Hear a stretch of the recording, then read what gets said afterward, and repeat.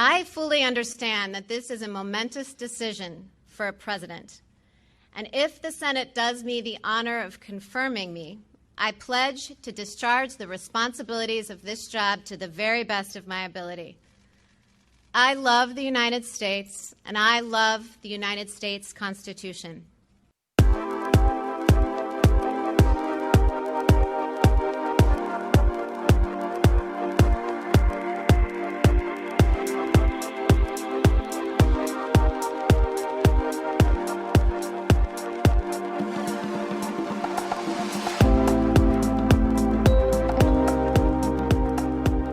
From the highways of America, here's the podcast where we talk politics, a little entertainment, some culture, and this and that, from the road to your ears. This is Trend Chat with your host, Brian Bledsoe.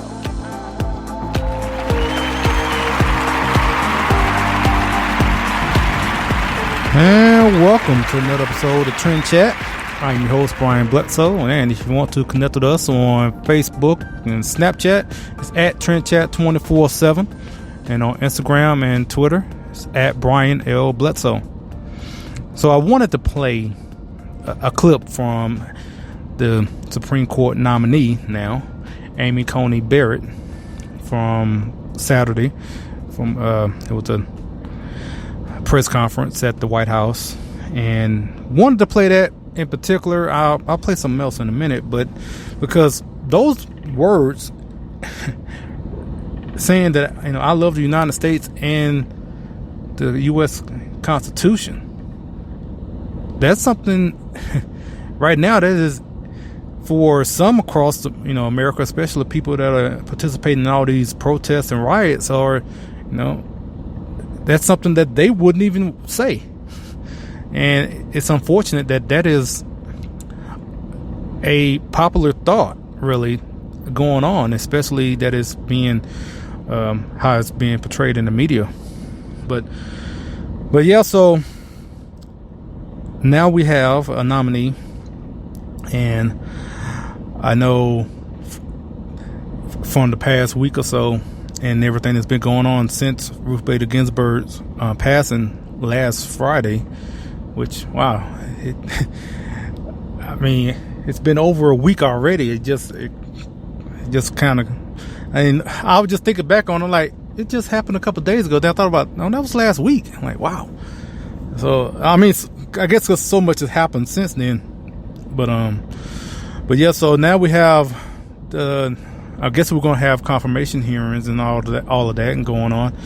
And obviously, with the timing of all this, with the nomination, the notion of 2016 kind of comes up as far as what happened during an election year in 2016. You had President Obama nominate Merrick Garland, and the Senate did not hold any hearings, and eventually he was not. He was just nominated, but never confirmed. They didn't even have any confirmation hearings. And I know from this a lot of, I'll say for one, there are a lot of people on both sides that are kind of they're saying pretty much the opposite of what they were saying back in 2016. Not everyone. Some people, if you go back and actually listen to what they said in 2016, you hear that they actually are not saying the exact opposite this time, and that's on both sides actually.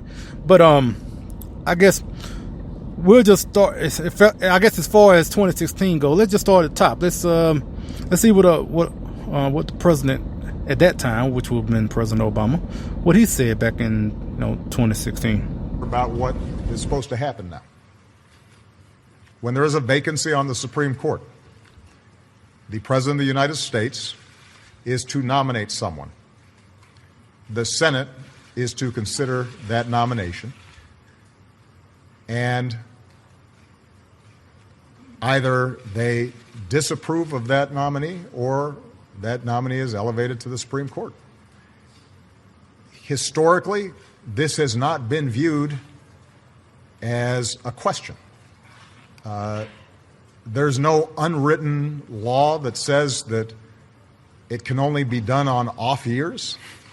That's not in the constitutional text. I'm amused when I hear people who claim to be strict interpreters of the Constitution suddenly reading into it a whole series of provisions that are not there. Okay, let me cut you off right there. 2016 Obama, because even back then, that wasn't a constitutional argument they were making. It was, if anything, it was a political argument.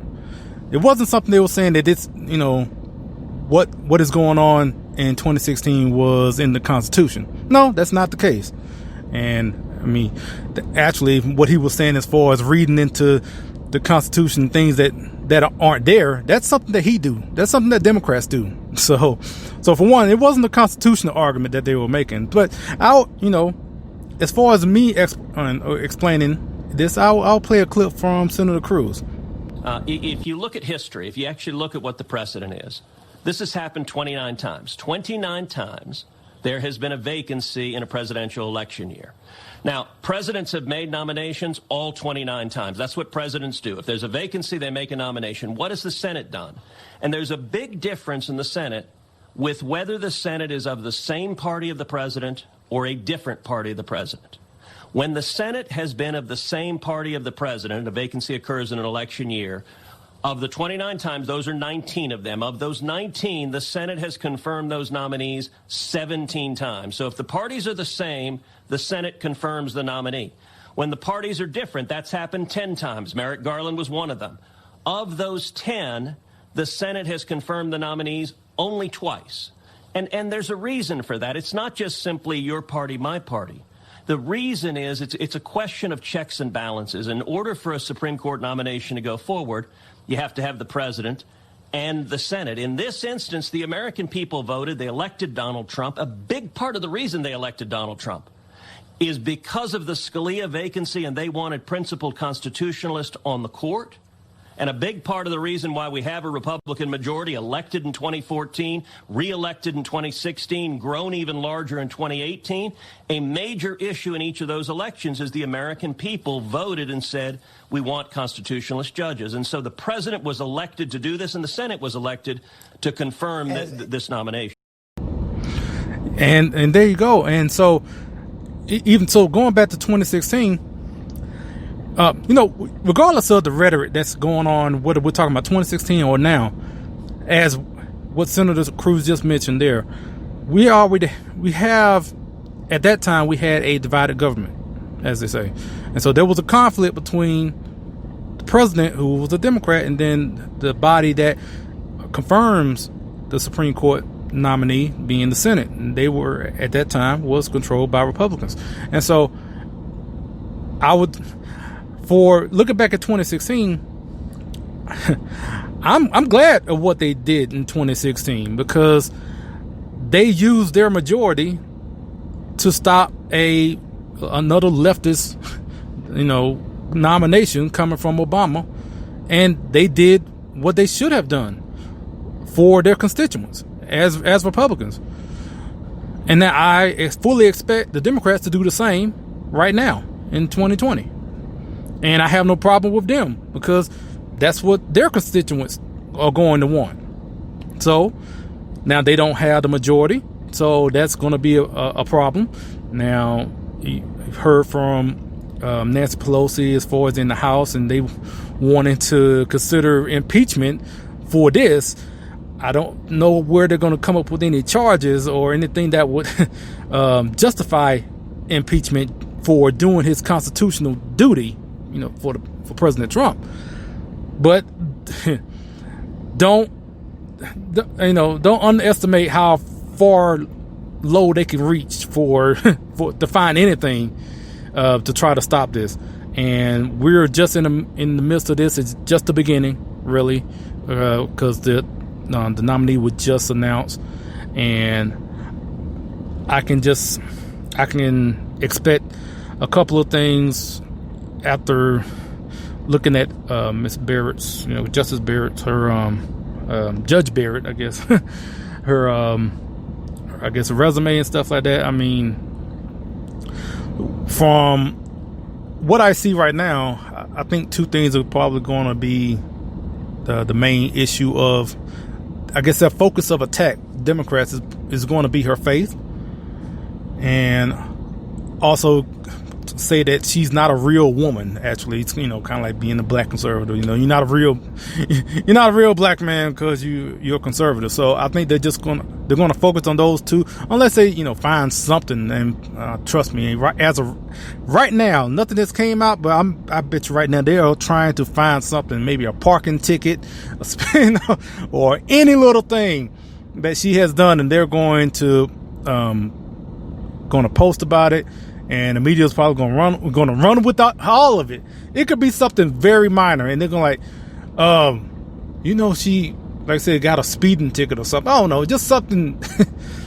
And there's going to be something, just regardless of how true it is or whatever. But they're going to try something. Now, as far as the makeup in the Senate, and if there's a chance, I know as of right now, on the Republican side, all you have is Susan Collins and Lisa Murkowski, who have came out and saying that they're not going to support, not going to vote for Judge Barrett to be confirmed. I saw an Instagram video of Sarah Palin, I guess, kind of making, a threat in a way. I don't know, where she was telling Lisa Murkowski that essentially she may run against her in 2022 for not supporting the president and for this in this confirmation and everything. So I don't know. Murkowski sounded like she kind of walked back her position a little bit. I don't know. And also, what was surprising to me, Mitt Romney said that he was in support of confirming Judge Barrett. I just knew he was going to be against it. And time has not run out as far as him changing his mind. So, and everyone else, I think, will all be for. Because before hearing about Romney, I was thinking it's going to be probably 50-50, because you already have 53 Republicans. And then, so with the three being Collins, Murkowski, and Romney voting against, so then it'll be 50-50. And then Vice President Pence will have to come in to be the tiebreaker. That's why I was thinking it's going. It could very well still go that way. But like I said, I don't know. I don't know about Romney. He may be saying that now, but he could very well just change his mind. Kind of like John McCain when it came to Obamacare. And speaking of that, I'll talk about Cindy McCain endorsing Biden later on. So, but one thing I don't think I even mentioned, and here we are 13 minutes into the episode, so we're going to have an interview with Heritage Action Grassroots Director Janae Stracke to talk about Police Pledge and just the Fight for America initiative that Heritage Action is doing right now. And we're going to talk about that, and also just, in general, about a similar program which I am a part of as well, and we'll talk about that as well. Just wanted to throw that in. Kind of got into talking about the whole Supreme Court thing and forgot to even really introduce everything, because I guess I could say I'm broadcasting in Texas, outside of Amarillo, and so yeah, I guess to throw some of that in there. Now, one thing I wanted to bring up as far as, because I mean, this whole ordeal that's going on with the Supreme Court is because Ruth Bader Ginsburg passed away last week. And I know for myself, I definitely am not going to be one of the people who are going to, wax poetic, I guess, as far as about her time as a Supreme Court justice and all that, because I will literally, it'd be lying to myself to try to hail that as something great in a sense. I mean, being a Supreme Court justice is a great achievement in itself, but what she did in that seat, that is another issue. And, as someone that is pro-life, I believe, life is sacred, and also being a Christian, your time is up when you die, in regards to where you spend eternity. So, I mean, as a human being, I give sincere condolences in that sense, and that's where I stop, because I guess I will bring it up like this for something I didn't really talk about much when John Lewis passed, but I'm going to put those two together in saying this. So whether we're talking about John Lewis and what he did for civil rights, and Ruth Bader Ginsburg as far as what she did for women's rights, those are things, okay, we can say, okay, those are things to be applauded. That being said, in both cases, I will say, for all the good they've done in public service for both of those causes, it is grossly outweighed by the bad. I mean, even if their intentions were good, all of what John Lewis did for civil rights and Ruth Bader Ginsburg for women's rights, that's all good and everything, but all the legislation that John Lewis was passed, that just trampled on everyone's freedom and their rights as being a Democrat in the House of Representatives, and as far as Ruth Bader Ginsburg and all the votes that she voted for or against in her time as a Supreme Court justice, they are grossly outweighed all the horrible stuff that they voted for or against in their positions in public service. So that's how I see anyone that's in a position, that is, whether a senator or representative or Supreme Court justice or president, what they vote for, what they advocate for, and what they're against affects people. And I mean, especially in the sense of, in both of their cases, if we're talking about abortion, it affected millions of babies directly, where they were killed because of their advocacy for abortion. So now, one thing that was going on around a couple of days ago, well, right after she died, is talking about her dying wish, where someone from the family informed the media saying that her dying wish was to be replaced by a new president.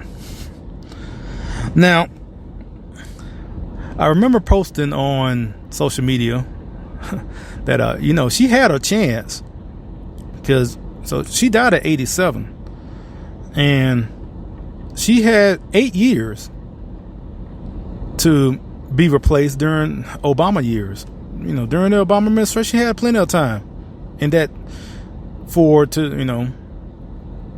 to retire and have Obama pick another younger liberal, another younger leftist to continue on her legacy. And fortunately, in 2016, Hillary Clinton lost, which denied both of them the satisfaction of, because I don't know, I'm just imagining that Ruth Bader Ginsburg, probably like a lot of us, was looking at the polls and thinking, okay, Hillary's going to win this, and have the first female president pick her successor. I'm guessing that's maybe what she was thinking. Well, I could just wait until Hillary comes in and then I retire and whatever like that. Luckily, none of that happened. We didn't have a Hillary administration, so thank God for that. But now, in saying waiting for a new president to name her successor, I mean, hopefully we're talking about 2025 before we have a new president. So I'm pretty sure she ain't meaning that. So that, in a sense, you can say that was, an endorsement, what you would call like a deathbed endorsement of Joe Biden.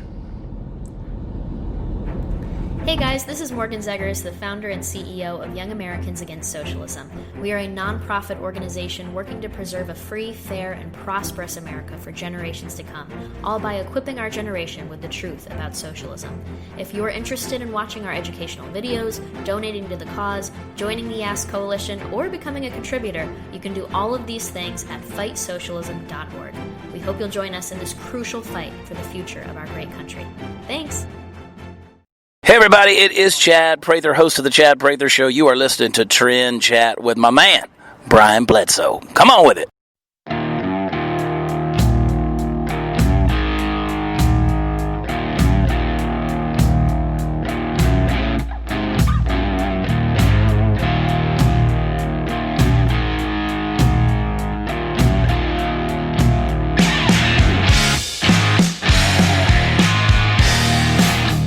So you want to keep America great, but you don't know where to go to get some Trump-centric gear?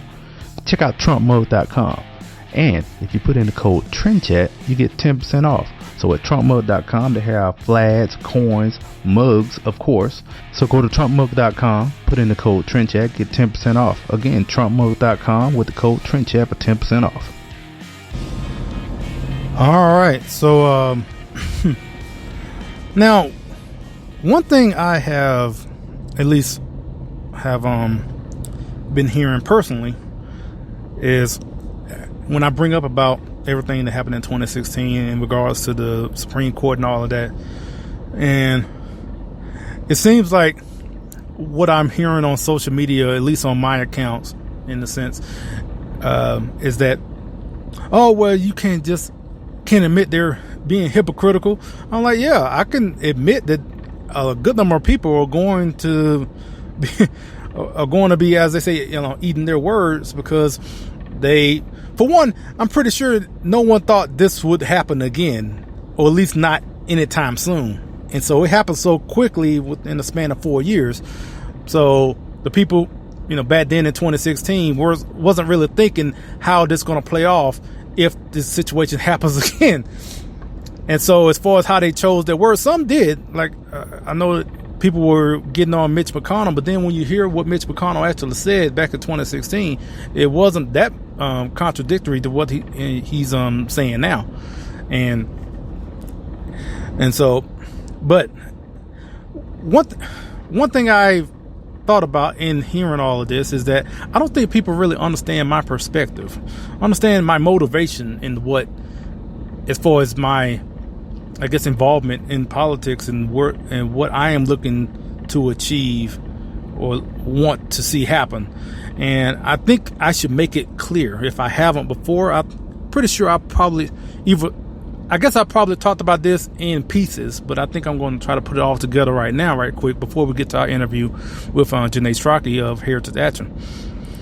So let me just say, first off, I know it is ideal, or at least that it's the popular thought, that people normally vote for something as opposed to voting against something. Like, people are more motivated to vote for a person or vote for an initiative or whatever like that. More willing to vote for than against. I am not those type of people. I mean, for me, I'm normally voting against, in general, mostly.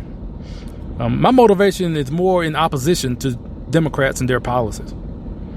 So when I'm looking at candidates for wherever, I don't care, judges, senators, representatives, whatever, presidents, whatever, it's normally in opposition to whoever the Democrat is.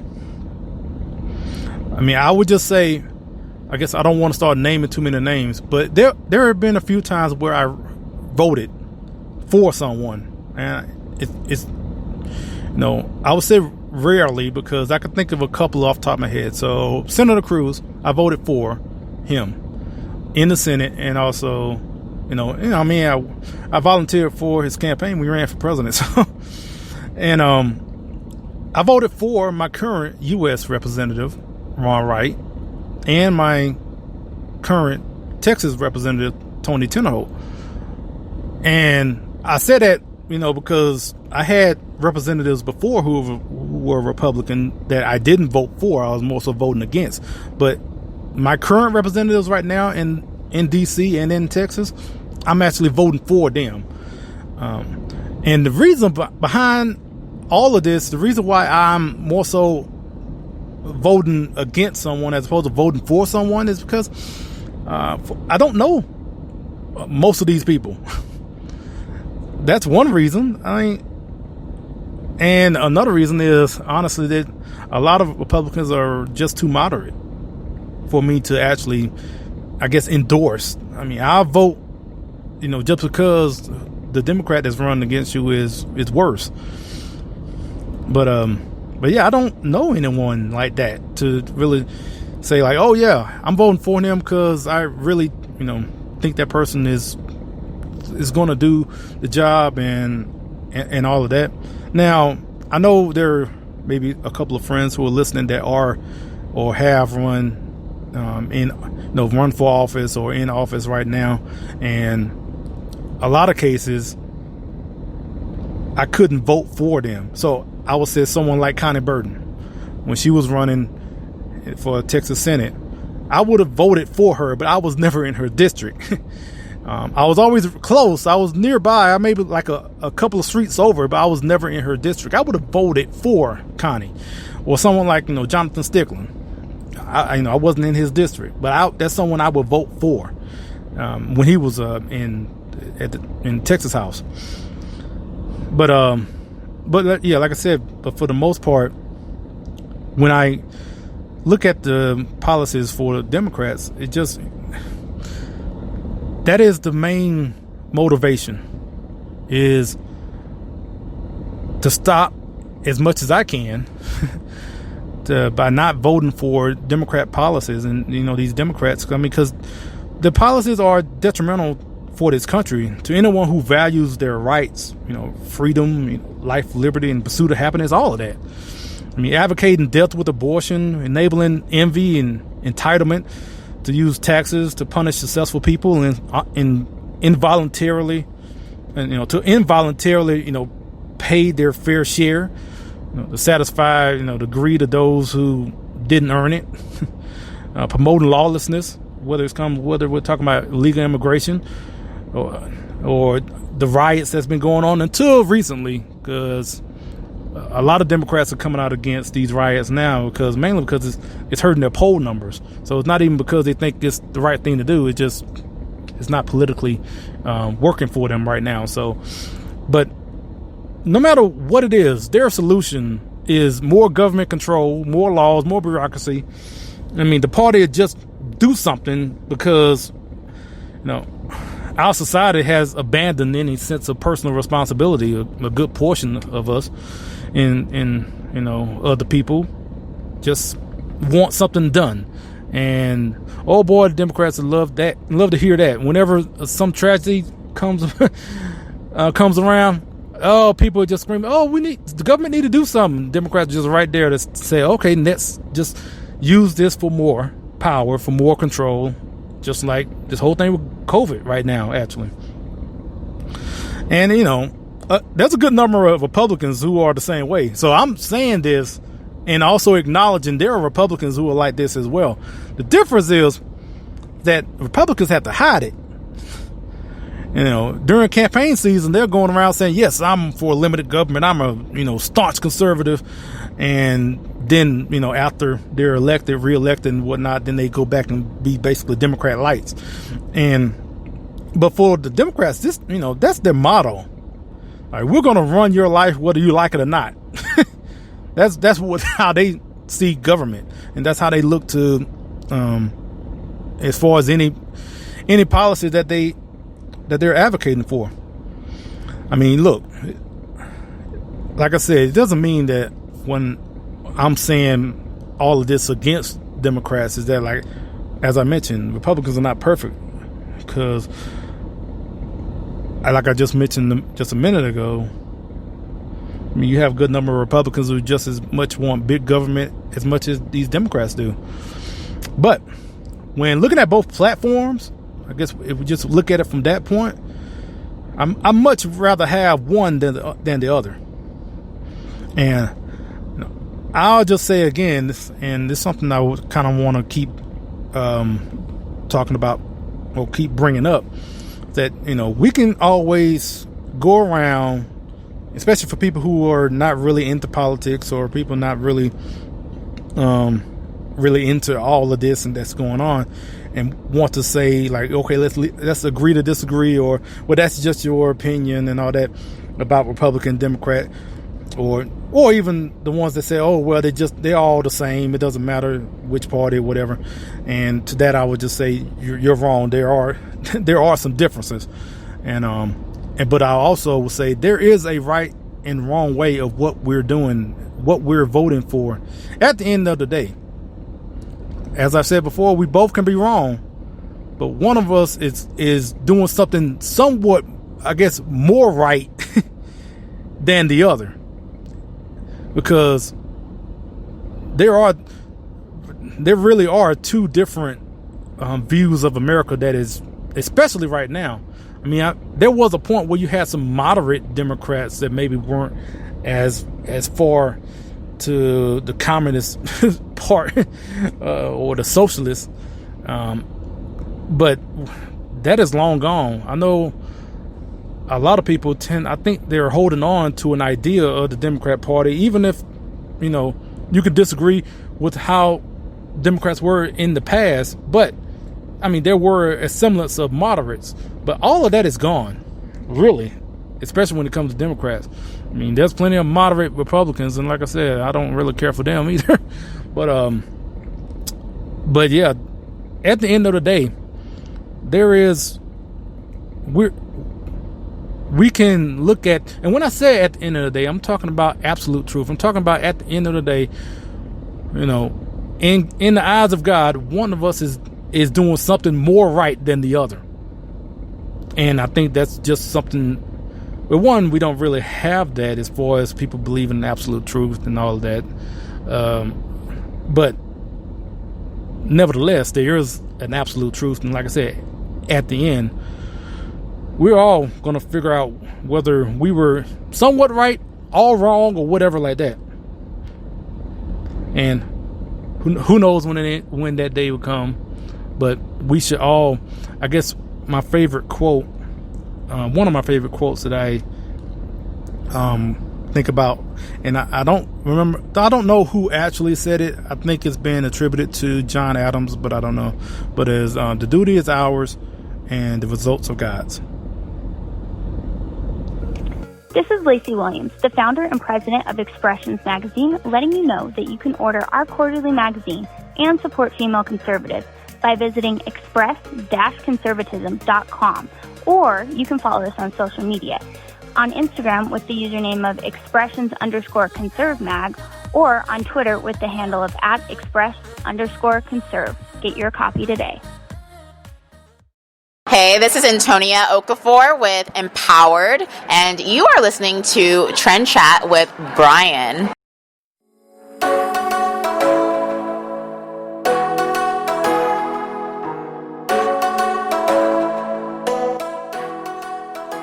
Trend Chat is proud to be a part of the hashtag Life Tribe of Cultural Life as they seek to celebrate life through the world of fashion.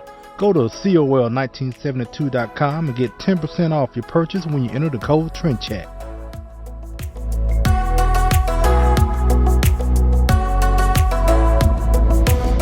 All right, so now that I got that off my chest, and I guess able to put it all into one segment, I guess, let's get to our interview with Janae Stracke. Like I said, we're going to talk about the initiative that Heritage Action is a part of right now, and they have billboards all over at least in select cities, just basically in support of our law enforcement. So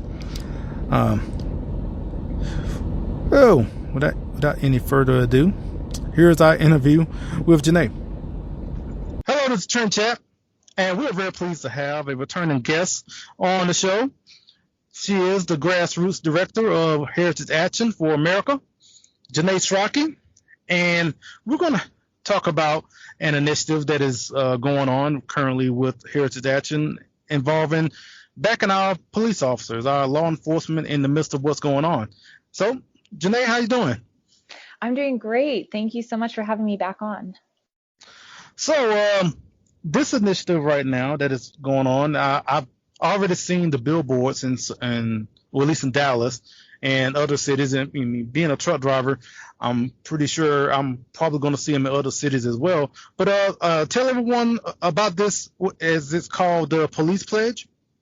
Yeah, that's right. So we have, a bigger campaign going on, if you will, called Fight for America. And we kicked that off at Heritage Action with our Sentinels, which you, of course, are a part of, as an effort to fight against the radical extremism coming from the left, an attack on all aspects of our lives, really, and our institutions and American values that we all hold so dear.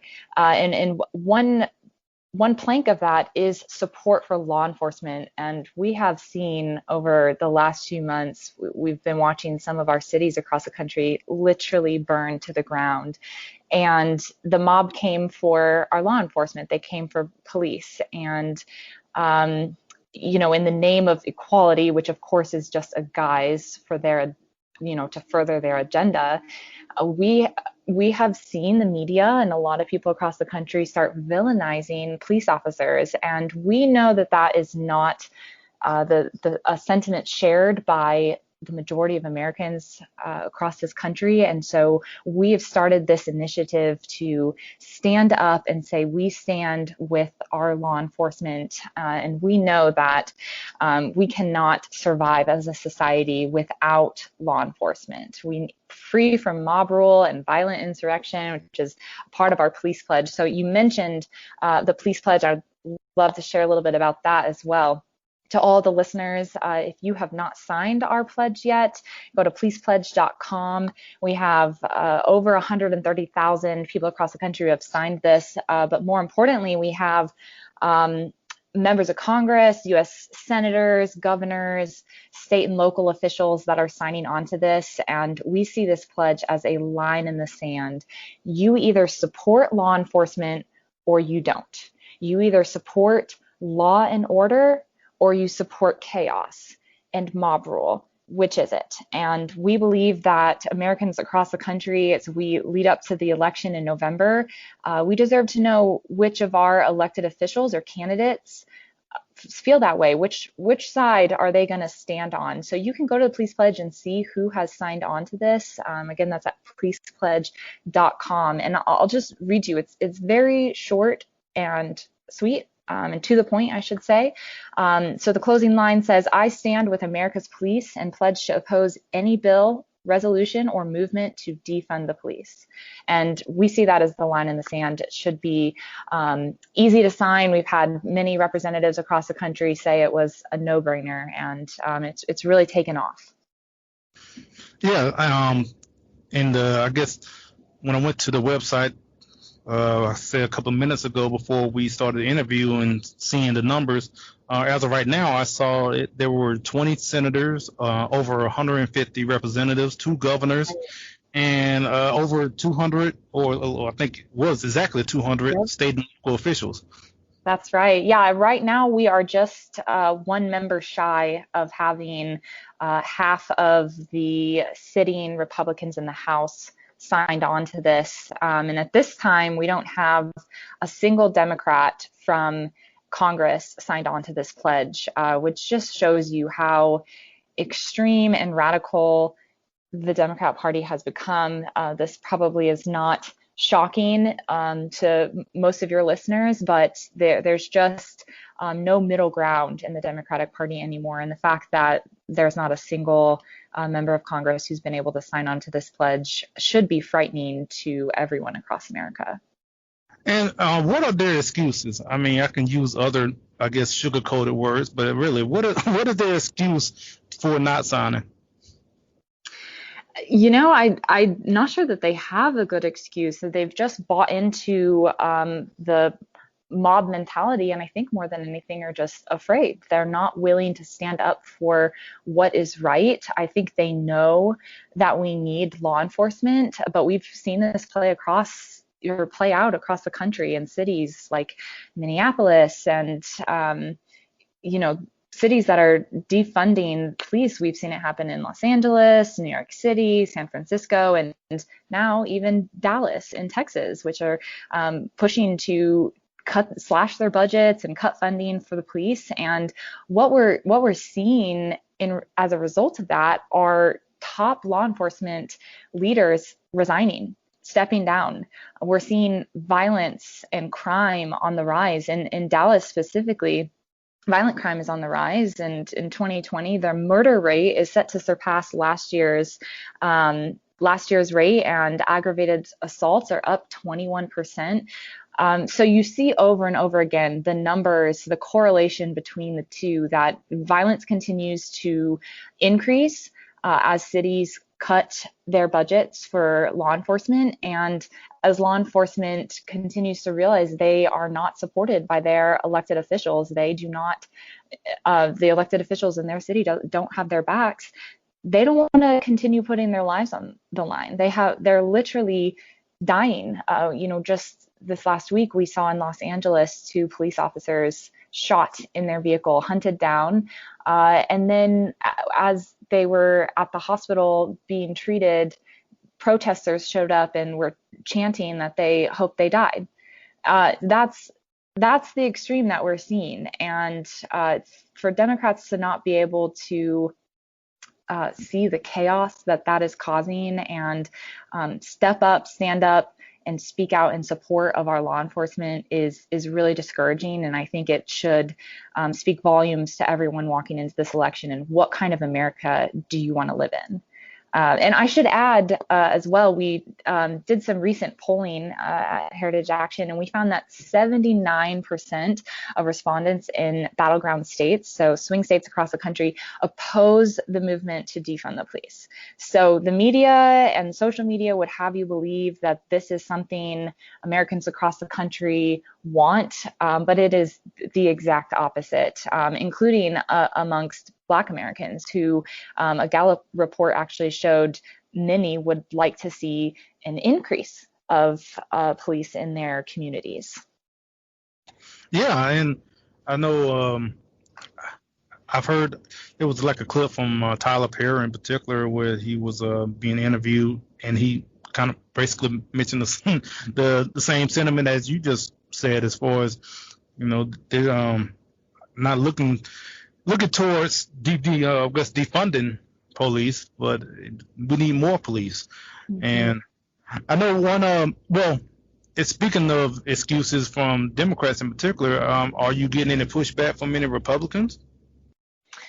I wouldn't say that we're getting much pushback. Some have been reluctant to sign, and, there's a variety of reasons for that. Some of them would say, they're not signing because their stance is clear, and they feel like a public pledge is necessary when they need to make their position known through the pledge. And they might say, my position on this is clear based on my previous votes, or whatever the case may be. So they certainly can come up with some excuses, but I think that this is a big enough issue in our country right now. And, listen, moms want to wake up in the morning knowing that their families are going to be safe, or as they're putting their kids to bed at night, if someone tries to break into their home, that they'll be able to call 911 and someone will show up rather than them being left with a busy signal or left to fend for themselves. We want safety and security. And when we turn on the TV and we see, riots happening, businesses being burned down, and people being attacked in their cars as they're literally driving down the road, being pulled out of their vehicles and beat senselessly, that is terrifying and a scary America to live in, where that would be allowed and there is no law enforcement to show up and protect you. So I think that this is something a lot of Americans care about, particularly mothers, parents. And that being said, I don't see any reason why an elected official should not sign on to this pledge. And if you're listening, I would encourage you to contact your elected officials, local, state, federal, call them, send them an email, tweet at them, or better yet, write a letter to your editor at your local paper about this. You can get any information you need on our website at Heritage Action. Go to policepledge.com, or you can text police to 51776. But you should reach out to your elected officials and ask them to sign on to this pledge, because if they can't or won't, I think that speaks volumes, and you should remember that when you go to the polls in November. And with this movement to defund the police, I know you mentioned it earlier as far as what's going on in Dallas and also Minneapolis, but do you have because I'm not going to just assume everyone that's listening knows about what is going on, especially in their city councils that, where all this is going on. So can you give a little more details as far as, just across the country in some areas where this actual defunding of the police is going on? Yeah, absolutely. Well, there are a lot of city councils across the country, Minneapolis being one of them, that voted to dismantle its police department and start towards a, quote, police-free future. So, you might hear or see on the news or social media where someone says, oh, defund the police doesn't really mean get rid of the police. It just means reform, and we want to shift money to social workers, and that is just flat out not true. You can Google articles in the New York Times and all over the place where they're not hiding what they want. The left is very clear, and there are headlines that literally say, no, when we say defund the police, we mean abolish the police. And they say that because they don't believe reform will happen. So they want to completely dismantle police departments, law enforcement across the country. And we're seeing that happen in cities across the country like Minneapolis. And that's just a preview for what the rest of the country is going to look like if we continue going this direction. New York City, they're set to cut $1 billion from their police departments, and it was sobering just this last week, remembering 9/11 and the lives that were lost, and all the first responders in New York City that literally put their lives on the line, not once or twice, but multiple times, helping people out of the World Trade Centers and then turning around and going back in. 72 officers gave their lives sacrificially on 9/11. And so it was sobering to remember those lives while thinking, look what's happened in just not that many years, where we always say never forget. And now Mayor de Blasio is cutting funding from NYPD, saying, nope, don't need them, no value or respect there at all. So I would just reiterate that this is just a preview for what the rest of the country is going to look like if we continue going this direction. And I can say in Dallas specifically, the city council there is preparing to slash budgets for Dallas police overtime and the police academy. And the department remains understaffed. Cities like Austin and Houston and San Antonio have all done similar things. And there's actually another billboard leading into Austin now since they've made these changes that says enter at your own risk. So we're just in interesting times. And it's sad to see, but I hope that Americans across the country and those listening today will see it for what it is. Again, as I said, the left is not hiding their agenda and what they want, and it is as extreme as it sounds and looks. It may be even worse than what it sounds and looks like. So I would urge everyone, again, to not only sign the police pledge yourself, but reach out to your elected officials and make sure that they do as well. And then get involved locally. Find ways to support your police officers in their communities, host rallies, maybe take them some food, reach out to them and just ask them what they need. Talk to your local officials and see what they have planned. Show up at the meetings. Make sure you're involved in knowing what's happening in your communities. Yeah, and I know from as you was mentioning, I know the billboard as far as what you speak is saying to enter at your own risk, and I mean that's just that's where we at, unfortunately. But I guess one other question I would say, what would you say to those who I guess are more sympathetic towards the message of Black Lives Matter, but they're not radical. They're not the Marxists out there, but they do have genuine concern about police brutality. And so, what would you say to them as far as this initiative about the police? Mm-hmm. Yeah, I mean, I understand some of the concern, and I think when what you see on through media and online, when you see case after case after case of what appears to be senseless deaths, I mean, certainly I would expect all of us to be compassionate and sympathetic and wonder, what's happening. But I would urge you all to look further, look beyond the social media video that you saw, look beyond what the media is telling you.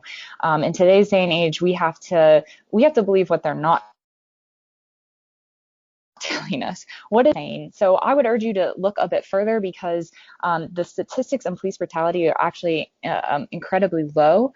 And so the narrative that police officers are out there hunting down Black people in the streets is simply not true. It's always a tragedy to lose a life, and I think we have seen some tragic cases, but there are choices made in those situations, and I think that we need to support law and order, and know that if you break the law, there are consequences that come with that, and how you respond in those situations does matter. It is important. You should not resist arrest, and it is heartbreaking to see a life taken for no reason. But I think to put the blame on our police officers is a grave mistake, and that is not to say that there should not be a high level of training and de-escalation training and all sorts of things like that, which I would then argue we need to give our police more funding. Let's help them do their jobs better. And there are a lot of other great organizations out there. You can find stats and statistics about this. PragerU has done some really awesome videos where they actually took Black Lives Matter activists and asked them to do some police training and to go through a simulation. And after walking out of that simulation, they were like, wow, that was a lot more difficult than I thought. And I can see how this happens, and you have to make a split second decision, and lives are on the line. So I would just urge everyone, if you're wondering what needs to happen or sympathetic to the Black Lives Matter movement, I would look further than the social media post. Do a little bit of research and look at it from another angle, and then see what you think. Well, all right. Well, thank you so much for your time. But before we finish, I mean, I would be remiss to not mention about the Sentinel program, which I am a part of. And so, if I guess tell people about the Sentinel program and what it is, and if they want to join. And also about Heritage Action, if they want to find out about Heritage Action for America, where would they go and all that. Yep, absolutely. Well, the Sentinel program is what I like to call the grass tops of Grassroots. It's people like Brian who are incredibly informed, engaged, and trained, but you don't need to come to the table with any prior experience. Our purpose is to give you the information that you need to have a greater impact, and sometimes that comes in the form of building a relationship with your member of Congress, so you have more influence than you would just making a cold call to their office. And a lot of that comes with time, but we want to help equip you to be more effective in holding Congress accountable. So we really are the frontline, robust army that's holding Congress accountable. And we've been able to move the needle on a few things and stop some bad bills. So I'm really proud of the work that our Sentinels do. And so if you're interested in joining that, we host a weekly call as well where we brief some of these issues, and you'll get email updates that include notes and stuff like that from that as well. So you can go to heritageaction.com/Sentinel to sign up, or you can text Sentinel to the same number I shared earlier, Sentinel to 51776. That's 51776. And again, you can text the word Sentinel, or you can text the word police to 51776 and get signed up there. All right, Janae, thank you so much for your time, and hopefully we'll have you on again soon. Absolutely. Thank you so much. Hello, Trend Chat listeners. If you like the Founding Project's Civics Education video series, Civics for All Ages, and our educational meme series, we think you will love our new website. Join us at thefoundingproject.com and be a part of the civics movement. The Founding Project is a 501c3 education nonprofit. Please join us today. What's going on, y'all? This is Brandon Tatum. Make sure you go to Trend Chat, check it out, listen to it. One of the best shows that I've ever been on. So make sure you go check it out, man. God bless y'all.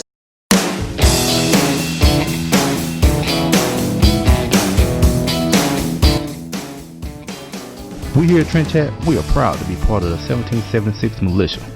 Check out 1776united.com. They have a wide array of clothing, hats, shirts, art, and more that is fiercely patriotic and stylish to match. Go to 1776united.com, and if you put in the code TRENDCHAT, you get 20% off your first purchase. Again, 1776united.com, put in the code TRENDCHAT for 20% off. All right, thanks to Janae for joining us. And also, one thing she mentioned as far as like when we talk about the city councils, and so we just saw on Twitter, at least there was a story from the New York Times stating about the Minneapolis city council members that they're kind of regretting, at least some of them are regretting their decision as far as defunding the police. I mean, I guess kind of like what I tweeted is that, well, I guess that's what happens when you lead with emotions and false narratives. So yeah, thanks to Janae for joining us, and also consider joining the summer program and everything, and go to heritageaction.com for all that. So as we get to the close here, but we definitely cannot forget about shouting out the locations. So, all right. All right. Now, before when I mentioned about having China on the list one time, where apparently someone in China was listening. I kind of have that same feeling. It's not China, but we got someone else on here, another country. But let's get to the city. So a lot of these are from India. So, Dehradun, India, Fort Worth, Texas, Hyderabad, India, Hillsboro, Oregon, Kolkata, India, Mooresville, North Carolina, Round Rock, Texas, Kansas City, Missouri, Lincoln, Nebraska, and at the top was Lucknow, India. I guess I'm saying that right, Lucknow. So now we're getting to the countries. So now in the countries, we have Australia, which is back on the list, and I don't think I've ever seen this one. Russia is on the list. Someone in Russia is listening, so thanks for listening.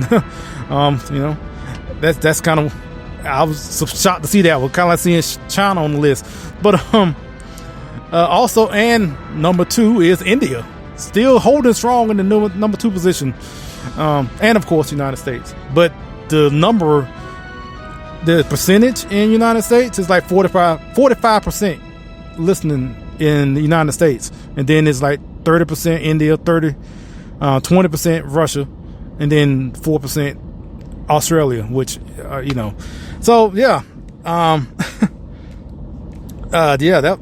That was shocking to see. But anyway, before we go, kind of given that we record this on a Sunday morning, we kind of saw some, it's not breaking news or anything like that, but it is somewhat important because this person has a lot of influence. So that's the reason why I'm going to mention it, one of them, but I'm going to pair the two together. So I saw earlier this week or last week, Cindy McCain endorsed Joe Biden, which is not surprising. If you know the history between her husband, the late John McCain, and Trump and all that, it's not really surprising. But we also saw this morning on Sunday that The Rock, Dwayne Johnson, formally endorsed Joe Biden and had like a little interview with him and Kamala Harris. And I'm mentioning those two in particular because they both had a similar message and why they endorsed Joe Biden. So it was all this talk about being holding the office with dignity and compassion and empathy and respect and kindness. It was all those words in there that was in both of their statements, and why they endorsing Joe Biden, which is basically just saying that Joe Biden is nice and Trump is a mean guy, and I say it like that because if you have that argument, it's childish to make it seem like, oh, well, we're just going to look at how mean he is or what he says on Twitter and make that as the reason why you're voting for or against the person. So, as long as he's nicer than Trump, it doesn't matter if he raises taxes, infringes on your rights, advocates for killing babies in the womb, grow government, enable illegal immigration, kind of stuff I mentioned earlier. Like, we don't care about none of that, just as long as he doesn't say mean things on Twitter and act dignified about it. These are, especially in The Rock's interview with Biden and Harris, that they were talking about truth all the time, and these are the same people that go along with this false narrative about law enforcement, which we just talked about with Janae. Like, they go along with these false narratives, and these are the things that are fueling the fires that are going on with these riots across the country. People really got their priorities screwed up when placing personality over policy. I know the appeal, right, to people wanting someone, I guess they say, like, someone you can have a beer with or someone you can have dinner with or whatever like that stuff, someone that's relatable or whatever like that. And look, I don't care about any of that.